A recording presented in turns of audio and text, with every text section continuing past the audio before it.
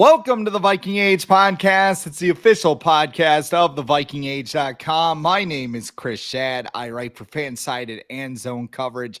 My co-host is Adam Patrick. He is NFL editor for Fansided. We do this right here on the Viking Age YouTube channel. We're also in podcast form on Apple and Spotify the very next day. But however you consume us, make sure you like, comment, share, and subscribe, so you never miss a new episode and we can spread the word to the masses. Now, of course, you may be confused because I am decked out in Timberwolves stuff, but I was going to wear Viking stuff today, Adam, but then I realized it was purple and yellow. So there's that. Well, the Lakers did start in Minneapolis. That's why they are the Lakers. I don't know if people know that there aren't really a lot of lakes in LA or any at all, I don't think. Exactly. Then they moved to LA and became one of the NBA's greatest franchises. So there's that. It's like the Utah Jazz. Utah, just known for its affinity of jazz. They had New Orleans Hornets for a while, but then they turned them to the Pelicans. And then Charlotte, the old Charlotte Bobcats jersey. If you got a Kemba Walker Charlotte terrible. Bobcats, rock that might be the worst sports uniform. Like, it was just so bland and boring. It didn't have pinstripes or something. It was like a create a team. It was like NBA Live or something. Yeah, like NBA 2K. I don't know if you like create your team there, or like if you use like MLB The Show, you get cards so you can play like a game with a Twins uniform or whatever. Yeah. But there is that. We are going to talk about Vikings on this show, though, oh yeah. Even though I'm decked out in Timberwolves stuff. Well, so was Quasey yesterday, though. What's that? Quasey had the Wolves hat yesterday. Quasey is locked in for the Timberwolves. Yes. Complete, because he showed up. He was wearing a Timberwolves hat at his press conference hours after he had traded for Sam Howell. So that is it. Because that's the first thing I was going to talk about. Purple smoke coming from TCO Performance Center. We have a backup quarterback. The Vikings get their backup in the 5th round of the draft, and was not Shedeur Sanders. The Vikings traded the 142nd overall pick, a 5th rounder, to the Seattle Seahawks in exchange for Sam Howell and the 172nd overall pick. Sam Howell was a 5th round pick by the Commanders in the 2022 draft, spent a full season as Washington starter in 2023, threw for 3,946 yards, 21 touchdowns, and a league high 21 interceptions, traded to Seattle last offseason, traded again this offseason, and he will turn 25 in September. I know, Adam, I usually give you the first take, but I'm just going to go ahead and say it.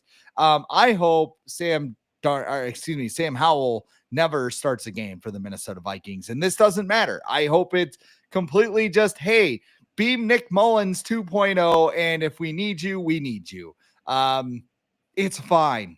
It's fine. I'm not going to get super upset because if all goes well, JJ McCarthy will be the starter. It slams the door on Kirk Cousins. It slams the door on Aaron Rodgers. So we think, that's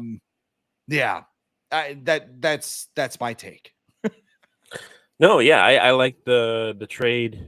I think his cap hit's like barely $1 million too, so that's always a plus. Yeah. They didn't really give up anything to get him either. I think they swapped 6 round picks to get him with the Seahawks, so it wasn't really anything. Yeah, they dropped back 30 spots and got a player and a pick. Yeah, okay, so all right. Oh yeah.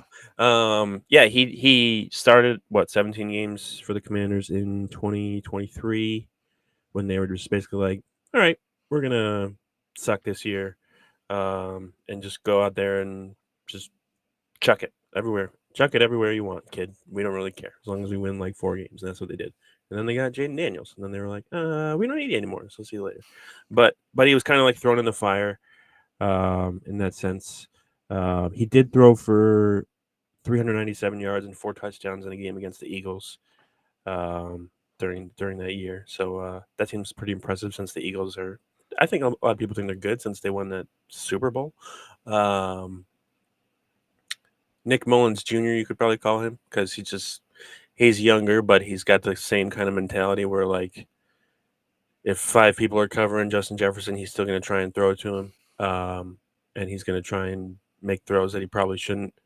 A bunch of YOLO balls. But overall, I think he's a solid backup, and most importantly, like you mentioned, it ends the Aaron Rodgers and Kirk Cousins talk. Aaron Rodgers is still probably going to like throw sources to Rossini and Silver this summer when nothing's being talked about and say like, oh, the Vikings are still thinking about Aaron Rodgers. It's still possible because he hasn't signed yet.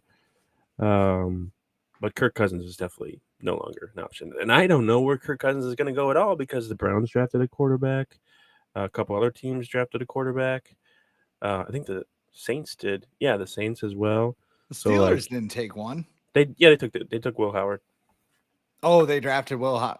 But I mean, he's not. Oh yeah, I'm getting him mixed up. So I did this during the draft because somebody started writing an article on Kyle McCord. And then Will Howard went, and I was like, "Wait a minute, didn't he just go?" And I'm like, "Oh yeah, they're different." But yeah, he used to be at Ohio. So I don't know where Kirk's gonna go. I think the Falcons kind of screwed themselves on that. They should have traded him probably before the draft, but Kirk probably wanted to see who was going to need a quarterback. Something stupid. Wow. Yeah. Didn't they something? And they traded another first round pick for an edge rusher at the end of the first. Yeah. James Pierce. Yes. Terry Fontenot is trying to save his job. I think he's trying to get fired on purpose.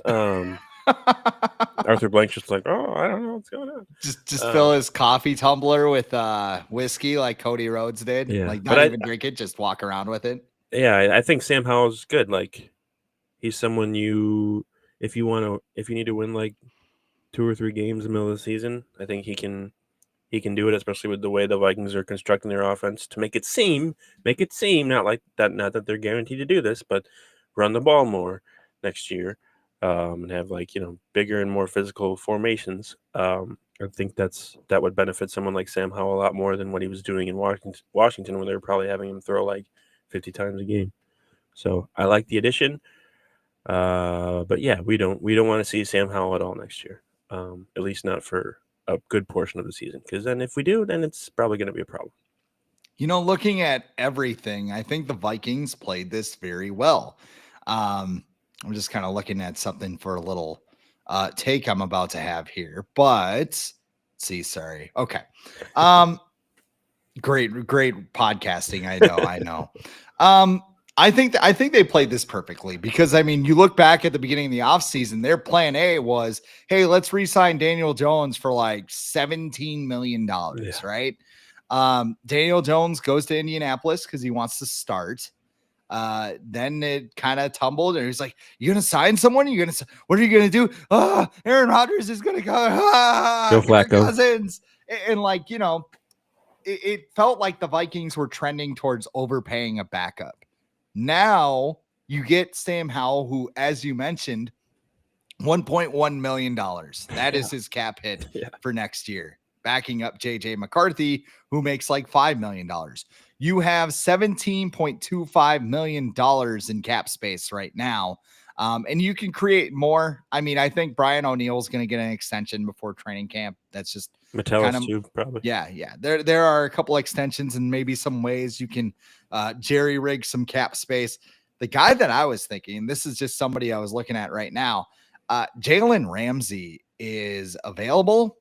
The Dolphins basically said, hey, we think we should just split ways, and he has a fully guaranteed salary for next year. So I don't know if you'd have to make a long-term commitment.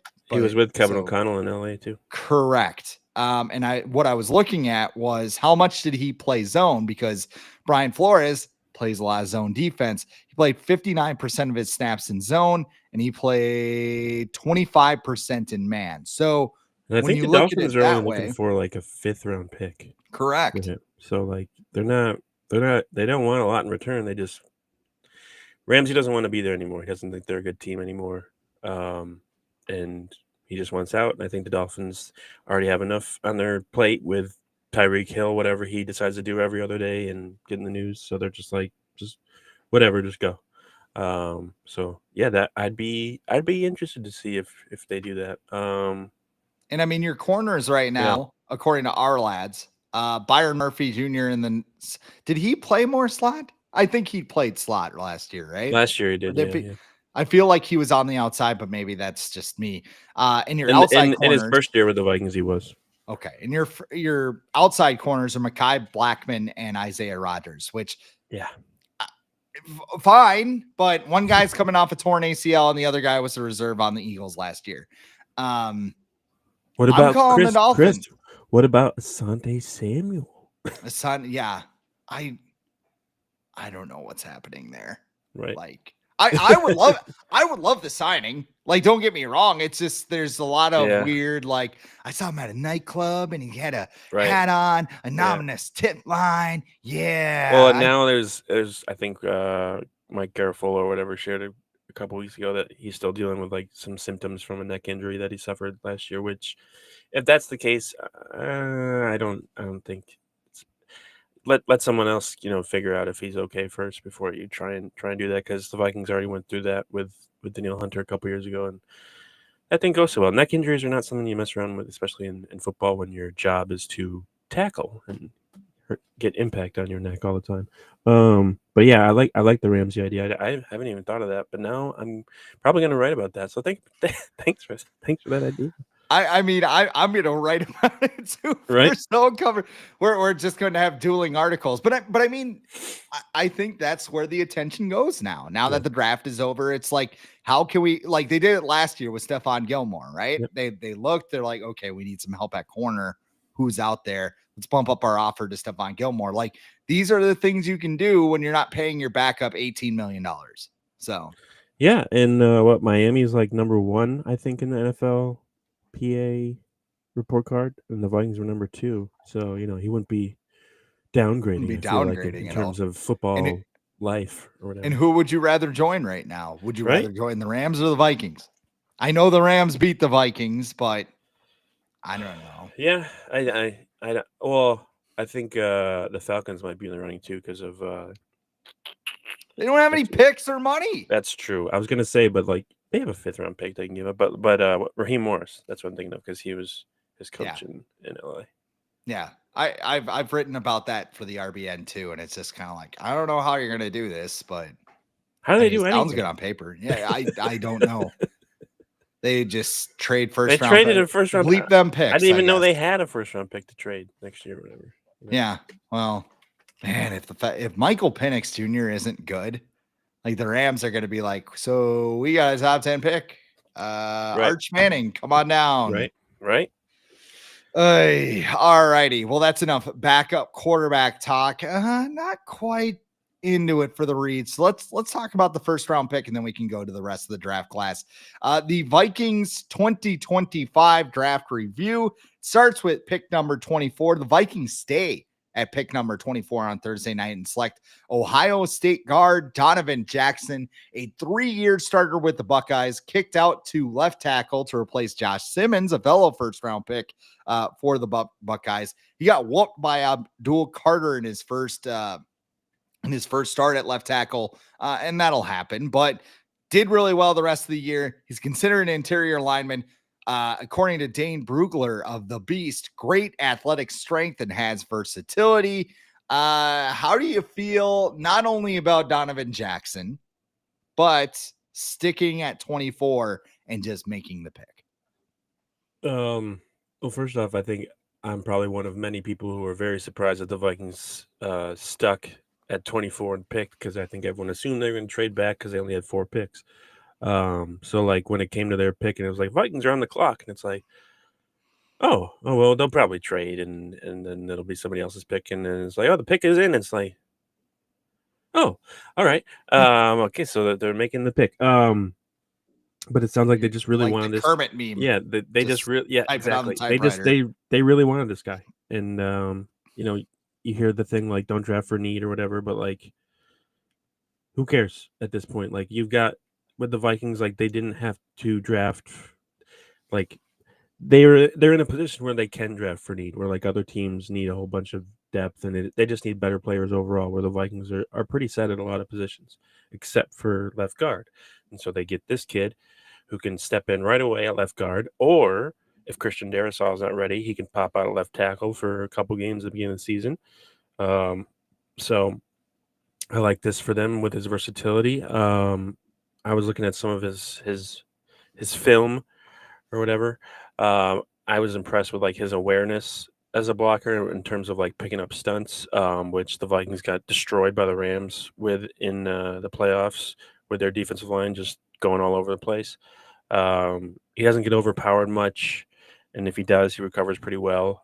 Just thinking about Garrett Bradbury getting thrown around like a rag doll. I don't think that's really going to happen with Donovan Jackson too much. He's a really good run blocker, and I just think he's a good, solid offensive lineman. I don't care if he's a Pro Bowler or an All Pro. That'd be great. But if he's just a solid starter, then that's fine, and I'm totally fine with the Vikings picking him in the first round because they also didn't have a second round pick. And like, here's the thing too: if they trade it back and they get him in the second round, like people are like, "Oh, what a steal!" But just because they drafted him, 10 picks ahead in the back of the first round, everyone's like, "Oh, that's a reach." It's like, what? No, like if he's good, who cares? Who cares where he got drafted? So it doesn't matter at this point. I think it's a great pick for what they needed, and I think he'll be able to help out immediately. It's just like the Seth Walders of the world, right? Like last year, he was screaming about, well, it was a bad trade to trade up for Dallas Turner because you traded your second round pick to get into the first round, and the numbers say no. I mean, if you get good players with your moves, like it's a good move. Even like the Falcons move, we've been ripping on them for a while. If James Pierce Jr. turns out to be a stud, like nobody asks what the first round pick is. Now, when you trade up for an edge rusher, that player has to be elite because you're investing a shitload into them. But I think here, like Kwesi mentioned, it was funny, the golf analogy, right? During his press conference, and Judd Zolgad mentioned you could just replace the word golf with 2022 NFL draft, and it makes a lot of sense because they were in that position back in 2022, 12th overall pick or whatever it was. They trade with the Lions. They don't even get a first back, but they got 5 picks in the top 66, and none of them panned out. Lewis Seen, Brian Asamoah, Andrew Booth Jr., Ed Ingram. Is there one more? Caleb Evans. Missing? That was a 4th round pick. They traded up for that.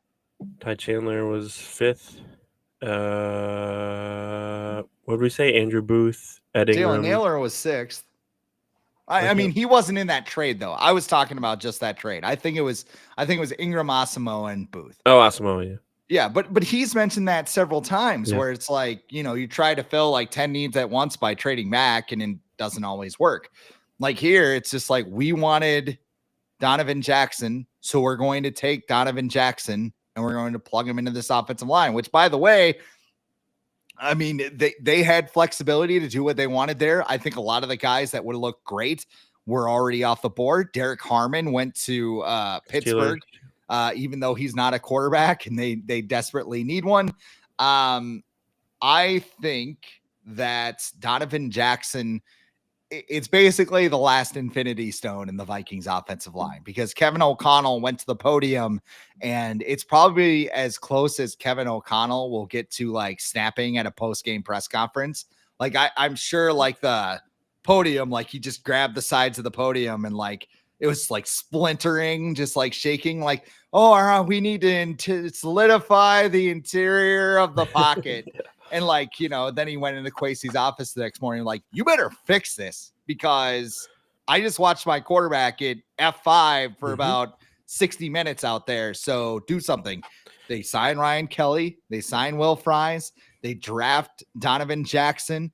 And now a player like Blake Brandel, who looked kind of good as a starter when Christian Darrisaw was out there, he's your depth guy. You even have flexibility if you want. If Christian Darrisaw has taken the TJ Hawkinson plan with his injury, where, hey, we want to slow play this long season. We got him to a long contract. Okay, Donovan Jackson starts the season at left tackle, Blake Brandel at left guard, and then you have the rest of it. Now that it's finished, I absolutely love what the Vikings did with their offensive line this offseason, and this was the final piece. So when it comes to, oh my God, they didn't get value, fuck your value. Like, seriously, like I don't care about the picks. I don't care. Like they could have gotten like 8 picks, like with guys who suck. And they got a guy who could very well be a badass guard. Yeah, I think you go back to 2022 and you look at Kwesi. It's his first time as a GM. He's working with the old scouting staff too, Spielman's scouting staff. It kind of felt like he had to trade back to accumulate a bunch of picks because that's just what the Vikings, front office and scouting staff was kind of used to under Spielman, where he would just try and get as many picks as possible just to like get as many, darts at the dartboard. But that hardly ever worked out because he would always get picks at like the 7th and 6th round, where like the chance of those guys hitting are super low. So instead, he's in this is year 4. He's just like, let's just stick and pick and like get these guys that we know we want already. We know we want them. Let's not get cute and trade back. Although they did on day 3, but who cares with day 3? But like they wanted Donovan Jackson. They wanted Ty Felton, who we're going to talk about a little bit. Like these are guys that they wanted, and they just, instead of getting cute and accumulating more picks, they just stuck and got their guys that they knew that could help them. And then like even before the draft, if you looked at what the Vikings have done this offseason with their offensive line, with their running backs that they've added, like everything has been done to build around JJ McCarthy and make his life as easy as possible. And they did that with the free agent signings, and they did it with Donovan Jackson. And I felt like they were going to lean this way before their pick even happened. I thought they might grab Jackson in the 2nd round by trading back. Because if you look at all the Vikings' first picks under Kwesi, they all come from big-time schools. Georgia, USC, Michigan, and now Ohio State. So, like, with their first picks, they like to go with the guys who play against some of the best competition in the college in Division I college football. So it's a great pick, and I would get, a lot of people might.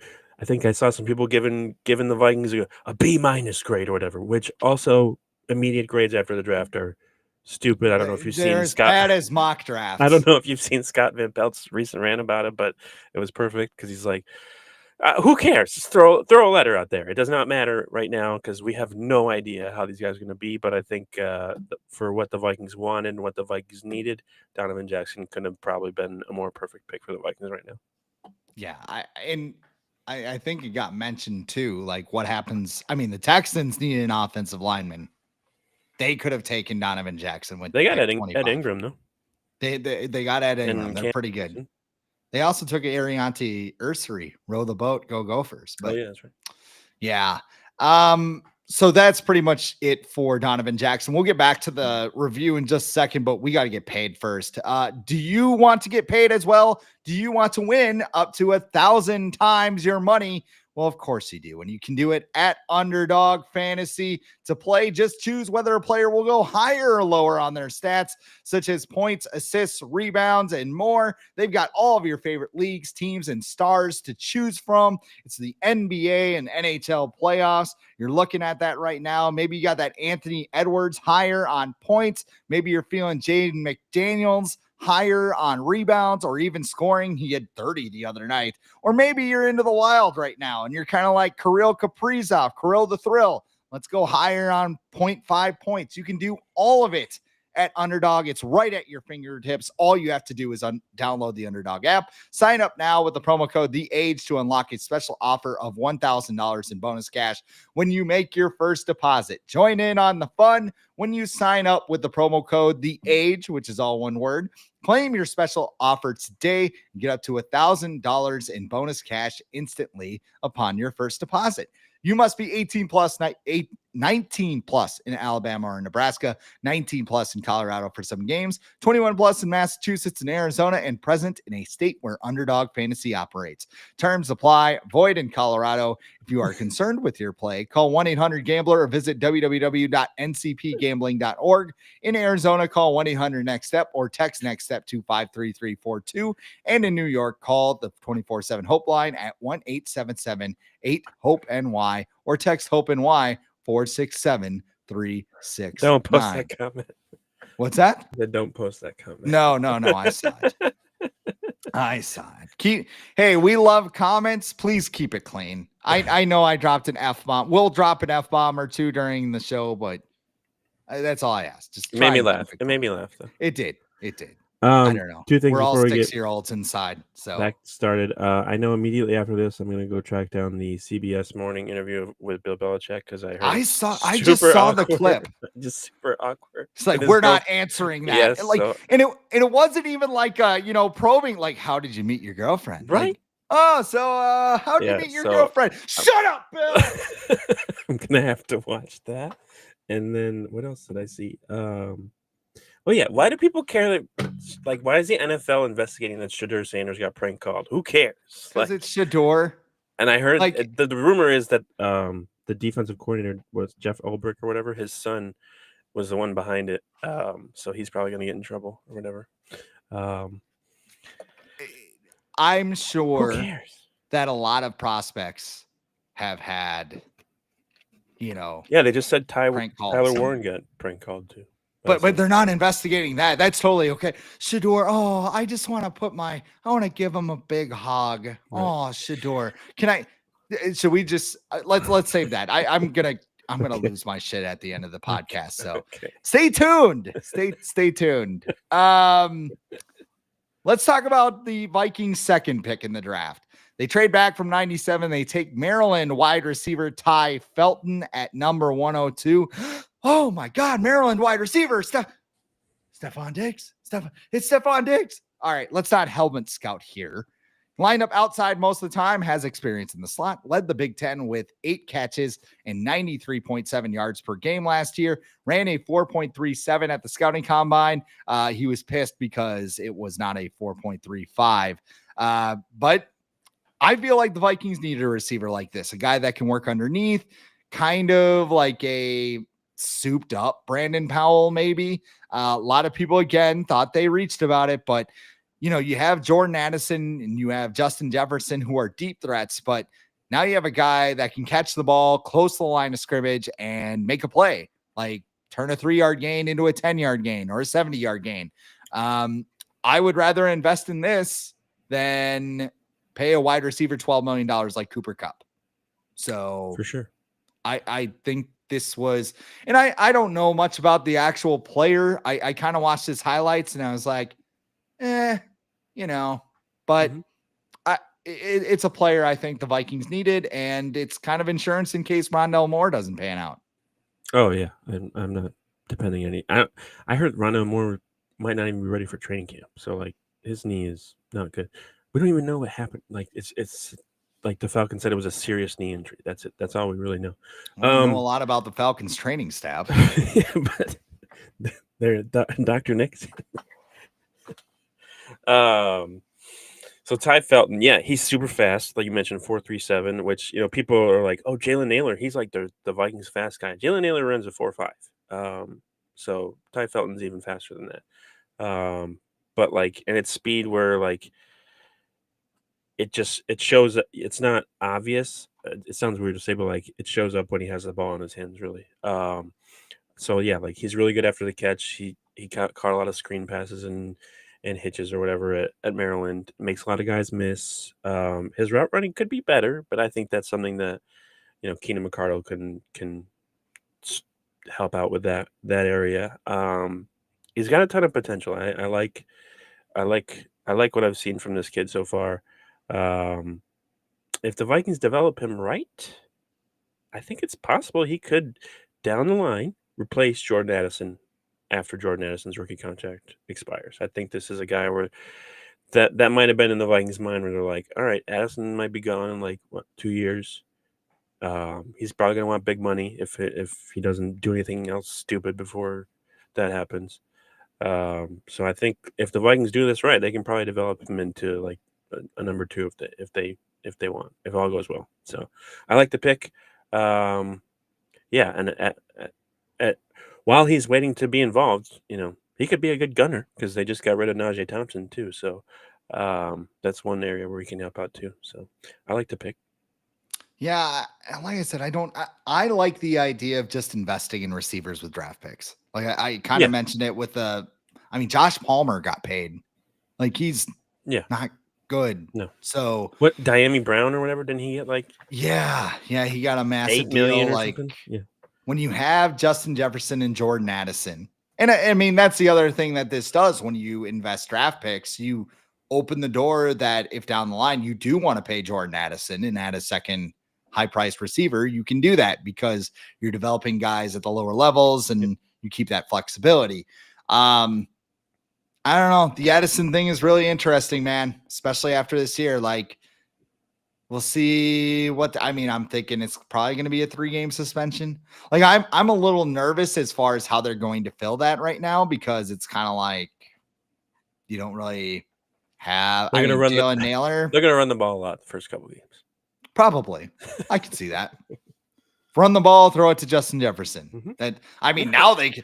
That's the other thing about the offensive line. It's like you go back to that Detroit game and you get stuffed inside the 5 like 20 billion times. Like, I don't think that's going to be a problem anymore because people are going to get moved and not. And Hockenson should be better next year. He was just coming off his ACL or whatever, still kind of iffy. So I think full off season with him being healthy, I think will be big help next year. I expect big things out of him. Mm-hmm. Agree. I think he bounces back next year as well.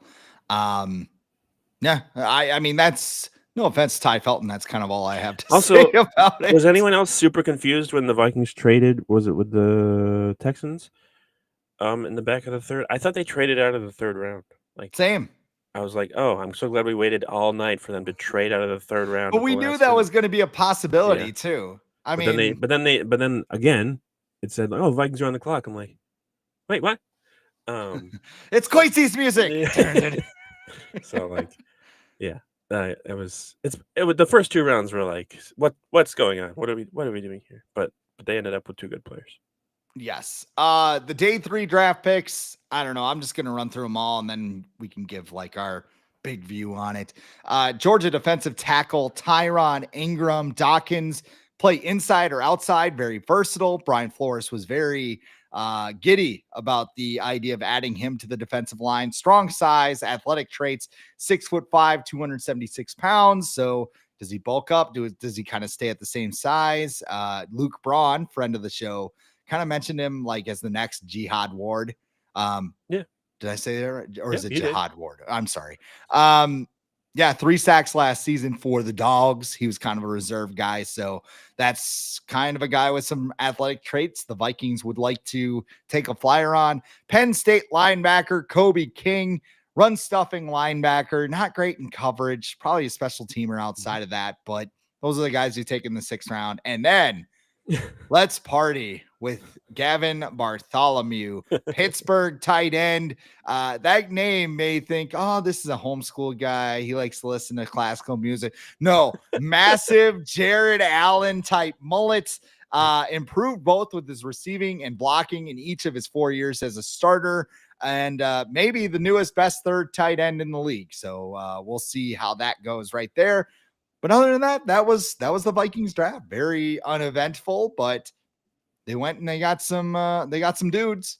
Yeah, I think it's been proven if you're going to draft a Georgia defender, you're better off drafting one from the defensive line in the recent years. So even though Ingram Dawkins was more of a reserve, I think he's got a good chance to be something with the Vikings. Right now, I think he could be like a Pat Jones replacement to me. You mentioned Jihad Ward too. I didn't even think of that. That's perfect.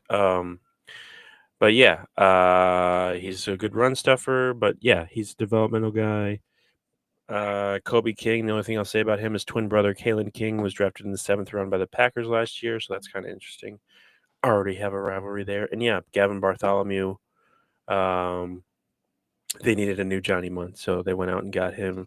He was teammates with Jordan Addison at Pitt in 2021, and the Vikings Quasi said the Vikings asked Addison about Bartholomew, and Addison just like lit up or whatever. So he has good thoughts about him. It takes a lot for Jordan Addison to light up after the Timberwolves game. And then I think Bartholomew will probably be a good big hit at Wild Games next season, probably too, with him and TJ Hawkinson.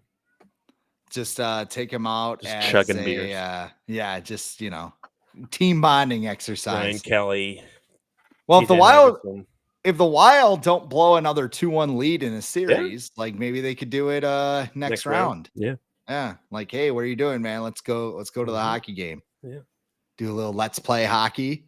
Yeah, I mean, I look at these three, and I mean, like I said, the versatility for Ingram Dawkins, I like that, especially when you think about Brian Flores's defense. Um, you know, somebody, I think it was our friend Jason Harmon, actually posted a highlight of Gavin Bartholomew hurdling a defender and saying, well, that's our next tight end 3. And I'm like, you sure about that? Because Josh Oliver, what does he do here? And he's in the final year of his contract. So Correct. His 3-year, $21 million contract, probably don't do or that whatever it is. Yeah. I mean, day 3 picks, it's more of kind of just, let's see these guys when they get to camp. Like, we can look at all that, and we will get draft analysts on in the coming weeks to kind of give them, their take on these guys. But I mean, I've learned, maybe it was, I can pinpoint things that broke me as far as like my fandom goes.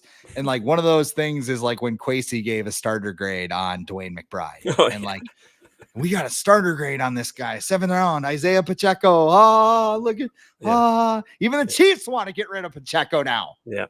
You're useless. You're old. 2022, just you look back on it, you're like, Quasey was a rookie. It was a rookie year for him for being a GM, and it shows. He's a lot better now than he was. The day 3 picks are mostly like guys you think you need to draft because they might not be available as UDFAs, pretty much, especially where the Vikings made their picks, I feel like.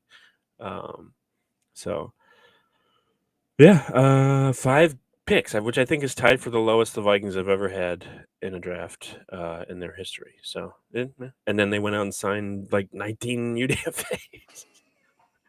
Yes, they did. The Gopher streak is still intact because Max Brosmer didn't get drafted. He signed with the Gophers as a free agent.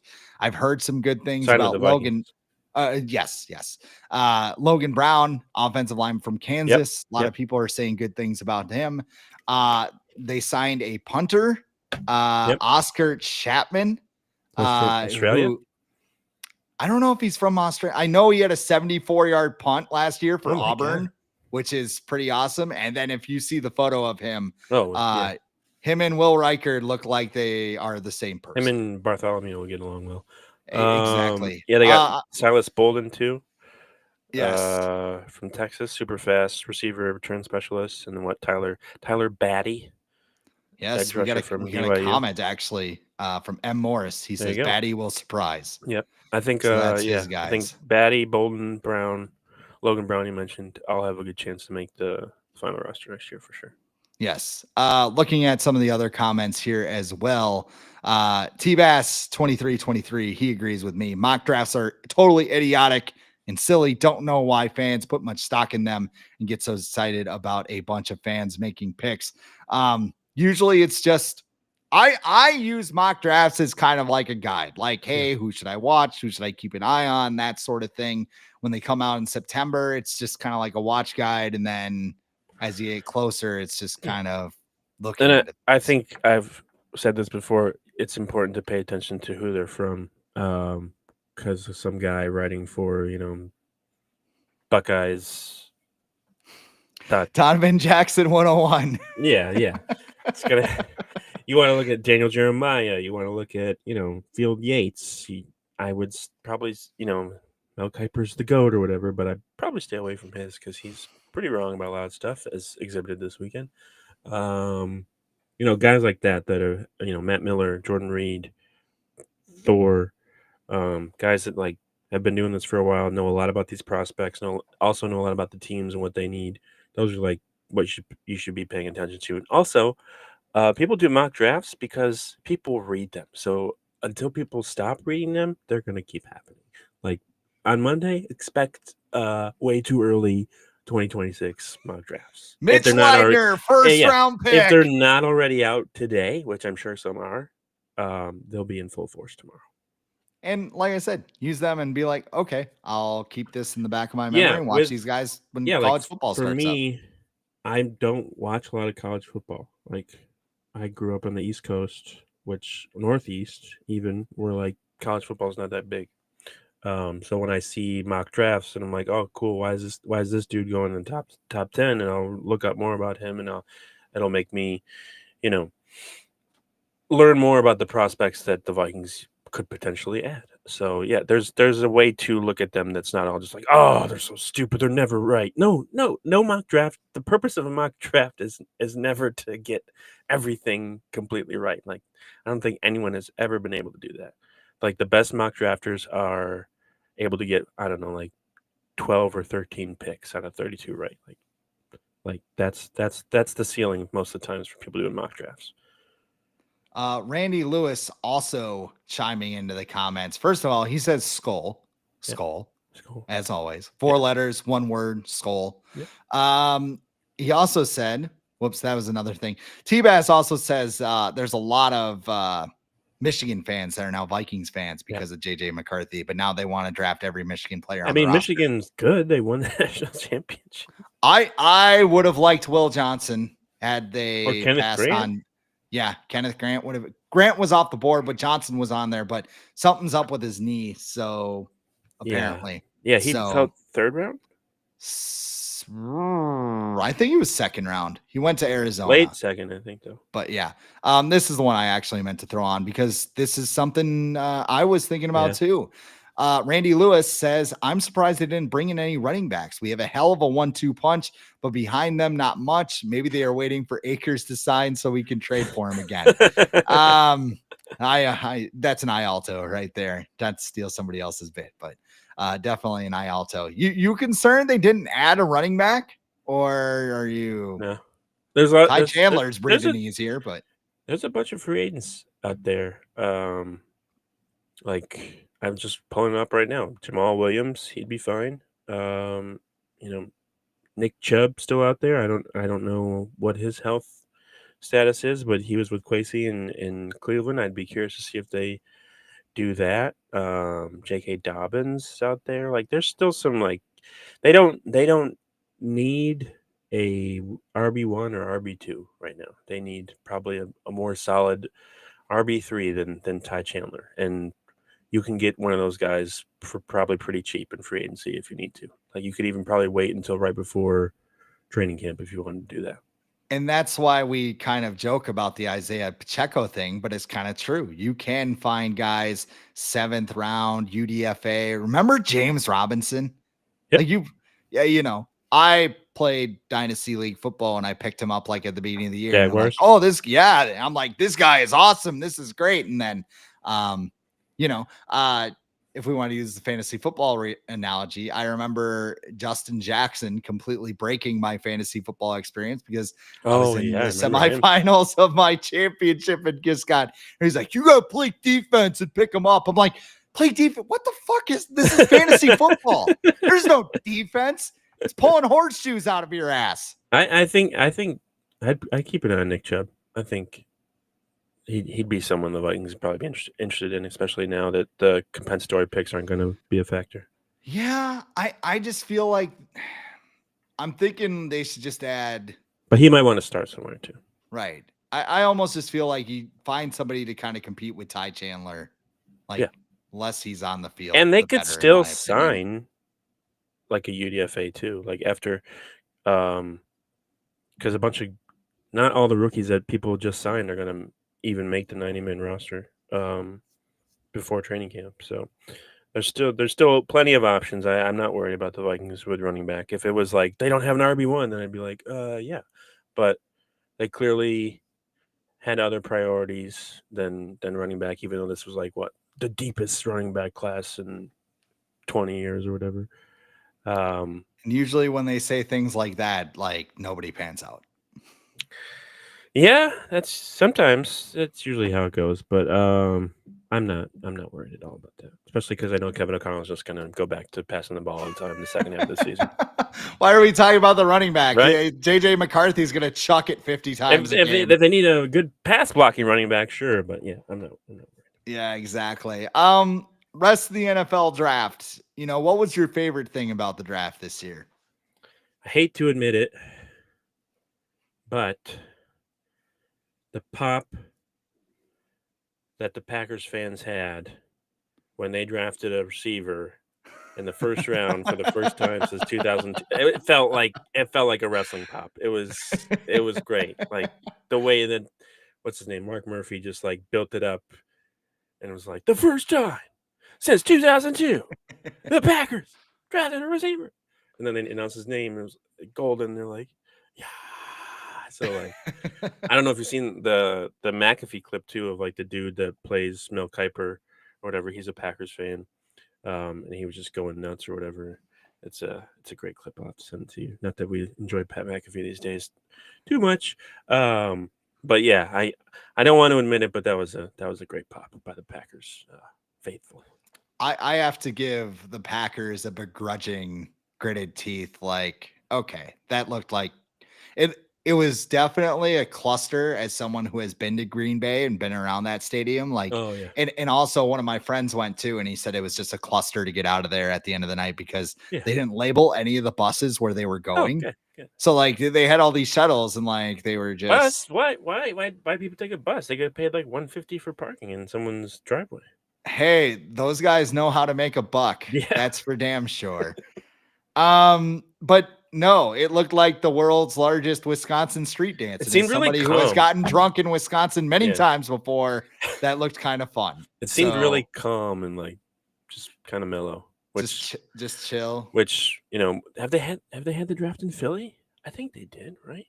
Or no? I No, they don't had it think in so. Detroit last year, right? Detroit, And that was and then pretty and rowdy. they're gonna have it in Pittsburgh next They year. had it in Nashville. That was like the rowdiest. Yeah, Nashville, that looked awful. Yeah. Like that was The like whole street was just packed. I looked, I'm like, how do you go to the bathroom? Like Green Bay, they were prepared because they're just like, yeah, we've done this before. Get some portalets here, get some, you know, a couple bars here, bar there, drink tickets. Yep, we got all this right here. Cheese curds. Yeah, cheese curds, you know, everything you could possibly No have. fancy coffee or anything, though. I heard about that. Yes, I loved Seth Rollins coming out and trolling the Packer fans. So I'm like, oh, this is just too perfect. He's in his element, just like taunting about Caleb Williams. I don't know about him saying Caleb Williams is the best quarterback in the NFC North. He's playing to the crowd. Exactly. And Caleb Williams has never lost at Lambeau Field. Yeah, he said no lies. Tell me when I'm telling lies. Neither is JJ McCarthy. You know what else I liked about the draft? The Travis Hunter trade. Oh, yeah. I actually like what the Browns did as far as the trade goes, because I don't know if Travis Hunter is going to be able to play both ways. Like, I could look like an idiot, but you turned my attention to a podcast, The Ringer, the Take Purge, correct? Am I saying it Yep. Correctly? Oh, buy one, get one. Yeah, buy one, get one athlete, because go ahead.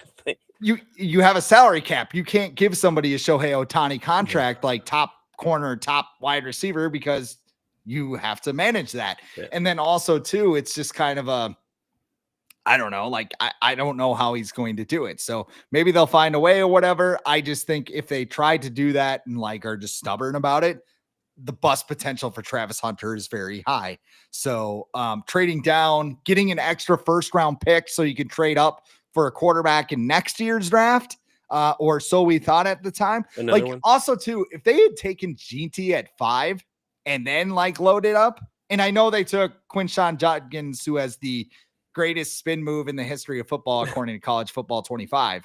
But I mean, if they took Ginty and then started filling it out, like I would have been like, okay, like this looks like a pretty solid draft for the Browns. So I don't know. I'm totally cool with passing on Travis Hunter. I think he'll be a very good football player, but I don't think the two-way stuff is going to work out long. No, and I feel like the Browns it seems pretty clear they're building their roster for next year to just like insert a quarterback, I feel like. Which is very dangerous considering they may not be there next year if things go wrong. Yeah. Who knows? Oddly enough, I think Travis Hunter has a better chance to succeed down in Jacksonville than he would have with the Browns. Yeah. A little less pressure, I feel like, in Jacksonville, and that's an area where he's from too.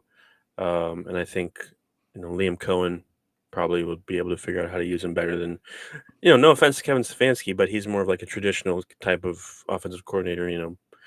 Run the ball, play action, kind of guy. So I think I'm excited to see what Travis Hunter can do. Although I think he looks the same age as the Jaguars GM right now. I'm just every time I see him, I'm like, is he lost? Like, why is he Get the intern down from there. What is he doing? right? Like, He wasn't like blinking either. He was just like, "Hey guys, we traded for Travis I Hunter. Is everybody excited?" I did like his quote though when asked about the trade. Where like, yeah, I've got some experience with F them picks. So yeah. Very, very fun. Hey, what was your least favorite thing about the draft? Oh, Mel Kiper, because I begrudgingly volunteered to watch the ESPN coverage for our draft coverage this year, and almost instantly regretted it as soon as I heard him talk, because unfortunately for every other person who pretty much got drafted up until the 5th round, every pick reaction from Mel Kiper was like, I can't believe they passed on Shedeur Sanders. Shedeur Sanders is the number 1 quarterback in the entire draft. I don't know why they passed. I mean, it's disgusting. NFL teams don't know how to evaluate quarterbacks. And it's like, dude, you pounded the table for Jimmy Clausen. So like, let's take a step back and maybe look at why teams are passing on him. The whole Shedeur thing is just like, obviously it's going to get covered because he's Deion's kid, but it's like, there's a reason why he didn't get drafted, and some people are like, oh well, it's such and such, and there's a lot of reasons why things happen the way they do, but yeah, Mel Kiper was just like, and then they brought out like pumpkin pie for him, and he eats like everything but the crust, but he eats the crust under the pumpkin pie. It makes no sense. He takes cheese off his pizza, and he's a psycho. Is what I'm trying to get at. He knows a lot about prospects, but when it comes to, I think, like evaluating them, I don't think he's as reliable as he might have used to be. He's like the weirdo person, and like, I don't know. Like, this guy's He's a weird, but he weirdo. knows He's his just a stuff. weirdo. He Yeah, is a you weirdo. just you need to use him for He's like something. And he's like, Orlovsky. Orlovsky's weird, like eating yeah, habits like that. I don't know. Why does Orlovsky come off as like likable with his like food takes though? Because he's younger and he's self-deprecating. He allows like Munikimes and all them to like poke fun This at is him. true. So. Yeah. Nobody can poke fun at Mel Kiper. Especially, I don't know. Orlovsky's just like, yeah, I eat weird food. I know. I don't know if you ever seen the clip of Orlovsky on McAfee when like his wipers went off and they thought like he just ripped a big giant fart, and Orlovsky's like, whoa, I did not do that, and like the McAfee guys just couldn't keep it together. That's probably one of my favorite all-time clips. You hinted at it, but this was my least favorite thing as well. T-Bass says least favorite thing was having to hear about Shedeur Sanders for 3 straight days. There is a sliver of me. I'm like, oh, that's got to suck for him. Like, if you go into the draft thinking you're going to be a top 5 pick and you're a 5th round pick, like, obviously that kind of sucks. Here is my rant. He did this to himself. Yep. He did. The entire pre-draft process was a complete night. Not even like pre-draft, like the last calendar year. Because is he talented? Yeah. He's very, I mean, he's a D1 quarterback. So that's great right there. Like, D1 quarterbacks, your upper echelon, like, there's no doubt about that. He has some traits too that could help him succeed at the next level. That being said, this is a quarterback who walked off the field early in Nebraska and then went to the press conference and destroyed his offensive line because in front of the media, like, didn't even like call himself out like, oh yeah, I got to do better. No. Oh, we can't run the ball. Oh, it's the offensive line. It's all the offensive line. This is a kid who also went into his bowl game with New York Giants cleats. Not even like the colors. There was a freaking New York Giants logo on his cleats so he could get dog walked by BYU in the Alamo Bowl. Then during the combine, and I mean, you could say what you want there. If you go back and watch his combine press conference, he looks aloof. He looks disheveled. He looks a lot of things. I don't know how those pre-draft interviews went, but a lot of things there, kind of red flag, the camera crew and everything else. So everybody sits there and they're like, I said, you remember this. I said this last September, he would be a 3rd round pick. Now, I didn't expect him to fall into the 5th round, but I mean, He's not the type of kid I want as my quarterback, especially if I'm the Cleveland Browns, where it's like I have to win to save my job. Like, I don't want to depend on that kid. And I think the only reason he got drafted by the Browns is because Jimmy Haslam went into the war room and like, go get him right now. Because you could see it in everybody's face. They're just like,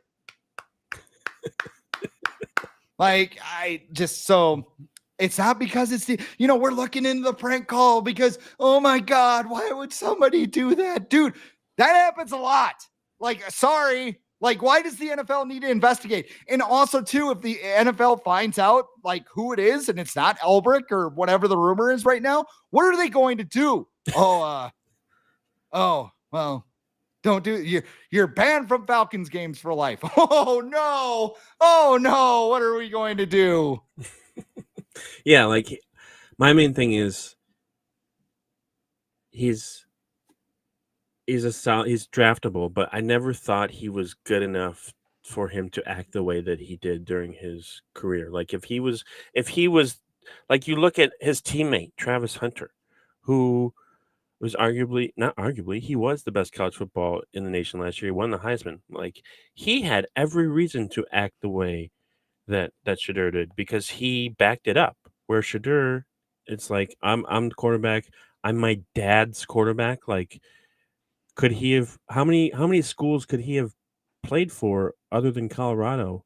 In Division I football that were like good. Would Ohio State want him? Would Michigan want him? I don't think they would.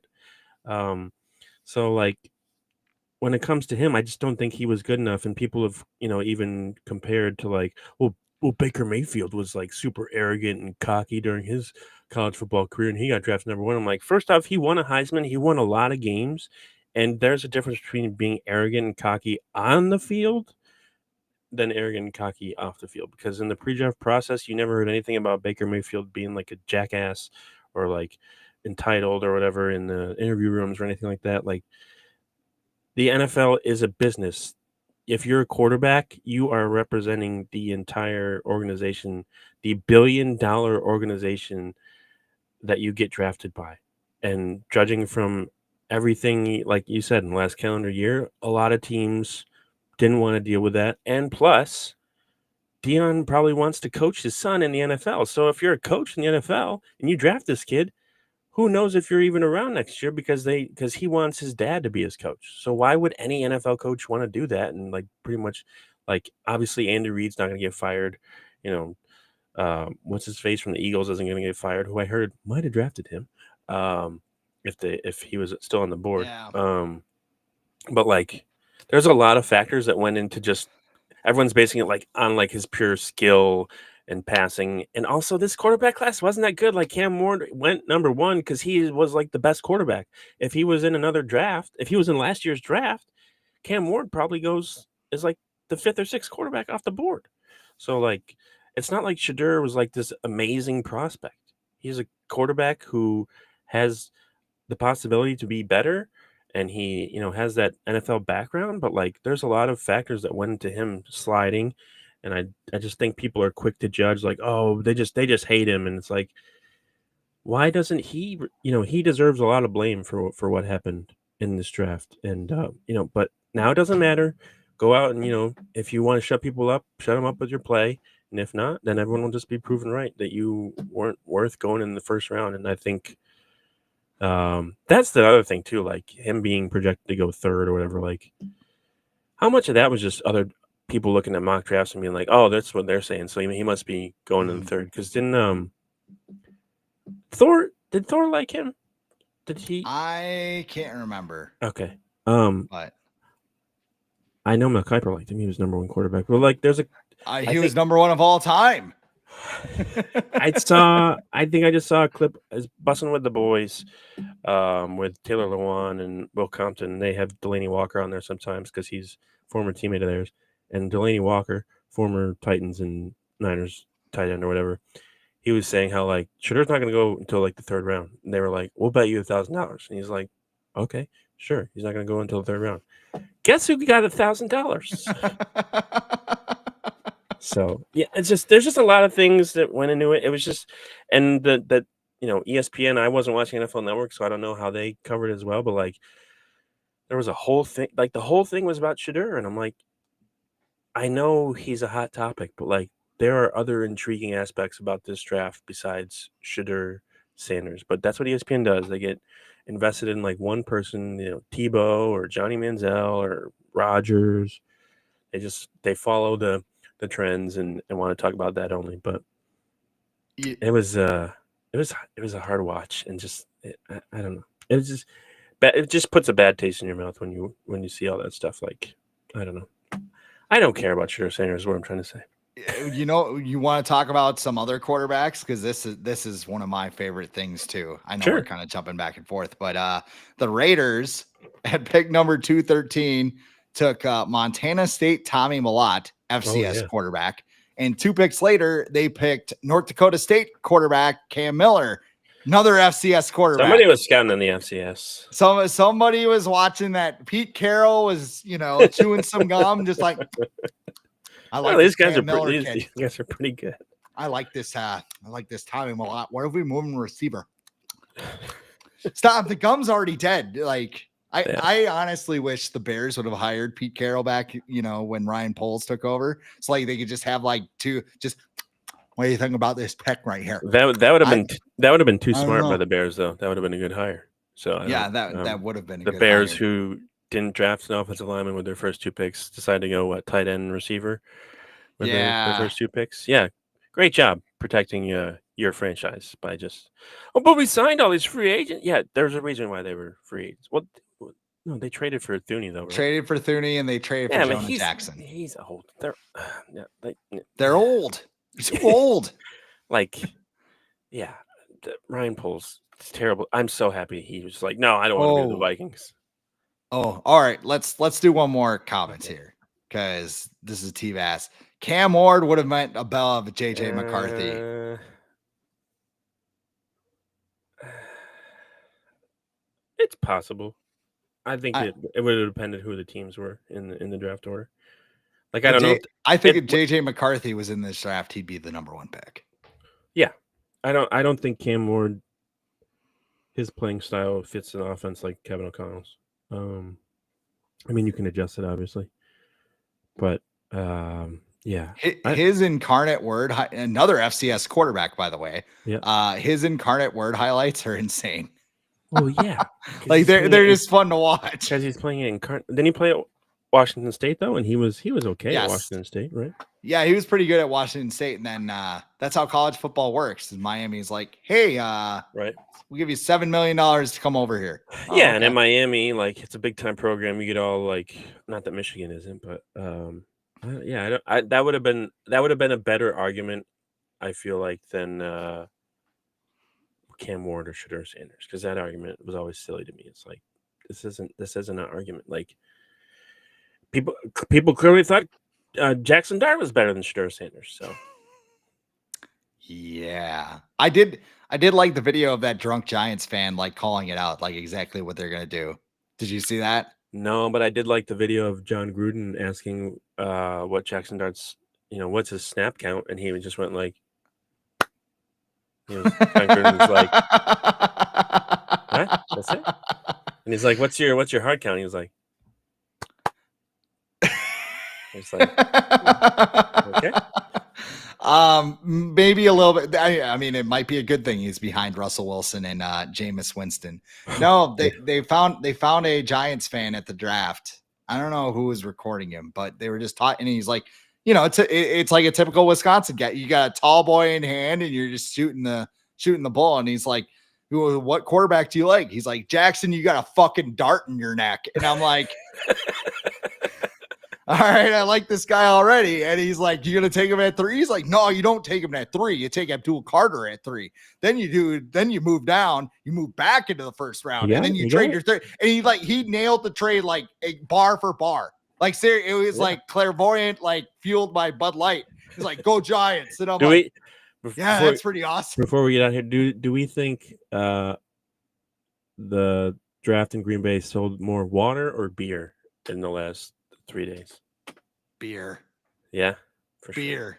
Definitely. It was $13 for a Busch Light pounder, though. Which for Busch Light? I know. Oh, that was my favorite thing in the draft. Gray Zabel's Oh, quote. yeah. Because they're like, oh, you just got drafted. What do you do? He's like, man, I'm going to dive into these Busch Lights right now. Just, oh, yeah. That's when you know you're in college, when you're like, oh, I can't wait to drink Busch Light. It's like, oh, God, it tastes like piss water. Yeah, you could tell the dude went to NDSU. I mean, we used to drink Keystones or whatever in college too. So we had Milwaukee's Best, I remember. And people would bring Natty Light, and I'd be like, yeah, like that's like the worst of the worst. I don't want no. I saw the when I went to the liquor store the other day, there was a sign. It was like 30 rack of Keystone, $15. And I'm like, wow, still $15. If I was a college kid, I'd be like, let's get like 4 of them. Yeah, I think it's been that price for like 20 years. That's the best part of walking. It's like the Arizona iced tea. Sometimes you walk around a college town on like a Friday or Saturday, and like you just see everybody going to town and be like, oh man. I miss those days. We should probably log off here before the Timberwolves tip off. So what's going on at the Viking Age, Adam? I interviewed Dante Culpepper recently, so go check that out. Since the last time I've been on here, that was fun. He's a super cool dude. Talked a lot about McCarthy. Had a lot of good things to say about him because he's talked with him in person a couple of times. So go check that out. And then we'll just be looking ahead probably to more stuff, what the Vikings are going to do in the immediate offseason, looking back more at their picks. And we can look into some free agents they can still sign, some moves, maybe trade for Jalen Ramsey. But yeah, lots of fun stuff over there and a lot of good content. So go check it out, thevikingage.com. And of course, you can check out the Fansided Regional Betting Network. I write about the Lions, Packers, and Bears over there, so you can kind of catch up on what they did during the draft and what could happen. Yes, begrudgingly, you can just hate read it. Like, I hate this. We also have zone coverage. I'm writing over there. I will probably write something about Jalen Ramsey because I planned on it first. You started it. Yes, read the Fansided one. This is the Fansided podcast, but read mine too if you want. Read both. Maybe we'll have dueling opinions on it. Also some baseball and basketball stuff over at the Fansided RBN, but of course it's a football show. You can check all that out. This is the Viking Age podcast. I am Chris Schad at The Real Chris Schad. He is Adam Patrick. He's at Adam Patrick NFL. We do this every week right here on the Viking Age YouTube channel. We're in podcast form on Apple and Spotify the very next day as well. But however you consume us, like, comment, share, and subscribe so you never miss a new episode. We can spread the word to the masses. Shout out to those of you who commented too on the show today. Also very fun to have people contribute and, kind of add another conversation topic. So we really do appreciate it. For Adam Patrick, I am Chris Schad. This has been the Viking Age podcast.